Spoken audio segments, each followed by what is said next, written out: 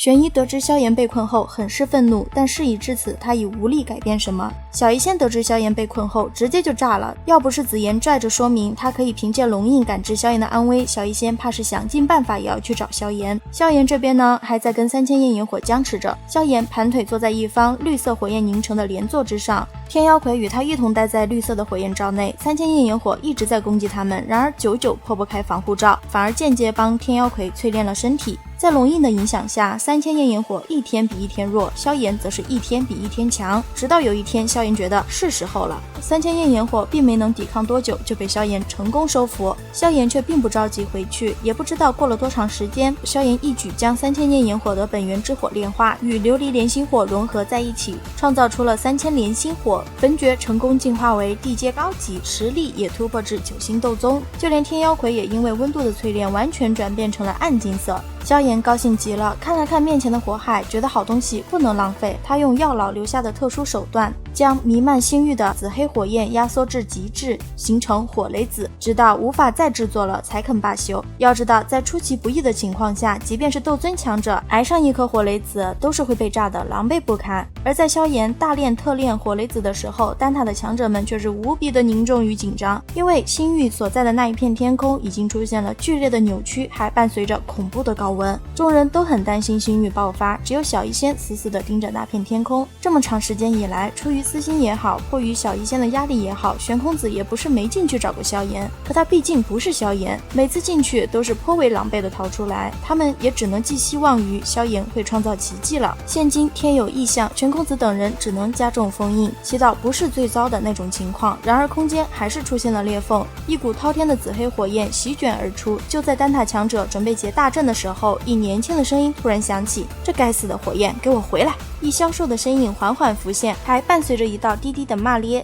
是萧炎。众人看清萧炎的那一刻，紫黑火焰也极为乖顺的迅速缩回，仿佛从未出现过。众人看的那叫一个目瞪口呆。萧炎冲着天空上的玄空子三人一笑，道：三位会长别来无恙啊。回过神后的玄空子三人感受到萧炎不一样的气息，就明白3000焰炎火定是被这小子收服了，虽然有些肉痛，但也算是为圣丹城除了一害。萧炎还没跟玄空子唠两句嗑，一白色人影就扑了过来，紧紧抓着他的手臂，也不说话，就是红着眼看着萧炎。萧炎只觉得心头一软，柔声表示自己没事儿。听到自己想要的回答后，小医仙才彻底安了心。嘿嘿，我就说他肯定没事儿，我的龙印不会出错的。在小医仙身后，紫妍笑嘻嘻的声音也是传了过来，天火尊者也到了，还吐槽小医仙在萧炎失踪的这段时间无时无刻不想着进入星域，若非丹塔三位会长阻拦的话，他已经强行闯进去了。萧炎看了看比以前清瘦了一些的小医仙，心中涌起了一抹复杂情绪，陪伴之情，舍命之恩。察觉到萧炎眼神变化的小医仙有些惊慌地松开手，表示大家都有担心他，让他以后不要再做那么危险的事情了。萧炎笑着点了点头，随后收拾好心绪，冲着玄空子三人拱了拱手，道：抱歉了，给丹塔添麻烦了，只要你没事就好。这段时间我没少受玄一的折腾，而且你若是在我丹塔出了事，日后药尘脱困，定然会来找麻烦的。玄空子摆了摆手，笑道：一说到老师，萧炎就觉得如今他已经顺利得到了3000焰炎火，是时候救出药老了，只是现在还不知道药老被关押的确切位置。玄一在此时出声表示，他们得到了一些关于药老的情报，回丹塔再说。原来在萧炎失踪的这段时间里，魂殿的人已经将药老转移了，他们现在有一点线索，但是还得等确切的消息，而丹塔为了避免大战，不能直接参与营救，只能将落实的情况告诉萧炎。萧炎对这种情况表示理解。离开了议事厅后，他就捏碎了当初风尊者给他留的传信之物，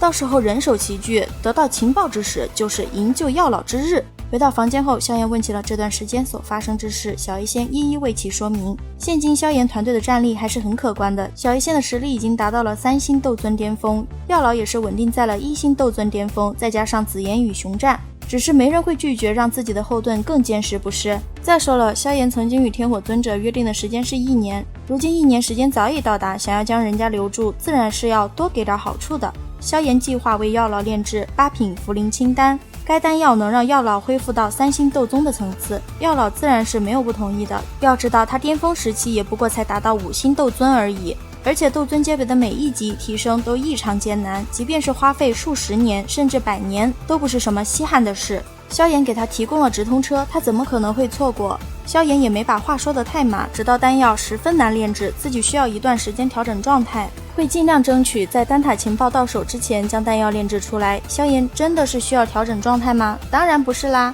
当天夜里，萧炎就闭关修炼地印诀啦。以萧炎现在的实力，修炼副地印是绰绰有余的。燕天印倒是有些勉强，不过应该是能够修炼成功。只要能够将副地印以及燕天印掌握，就足以令得他的战斗力提升不少。5天后，副地印萧炎已经逐渐上手并且熟练，而燕天印也已经初窥端倪，彻底掌握只是时间问题。只是修炼到第7天时，却是突然被小医仙打断了。萧炎本以为是药老有消息了，结果却是麻烦找上门了。玄冥宗的少宗主连同2名长老一起在丹界内失踪，玄冥宗的人怀疑是萧炎动的手，隔3差5便就会来找麻烦。不过后来有曹颖他们出来作证，说杀害玄冥宗的人是木谷老人，再加上丹塔的从中周旋，他们才极为不甘的离去。现如今他们收到消息，知道萧炎回来了，就找上门来了。好了，本期分享就到此结束喽，视频都看到这里了，给牛奶点个赞吧。订阅了的朋友记得开启小铃铛哟，这样就不会错过牛奶的更新啦。感谢您的耐心观看，拜拜，下期再见。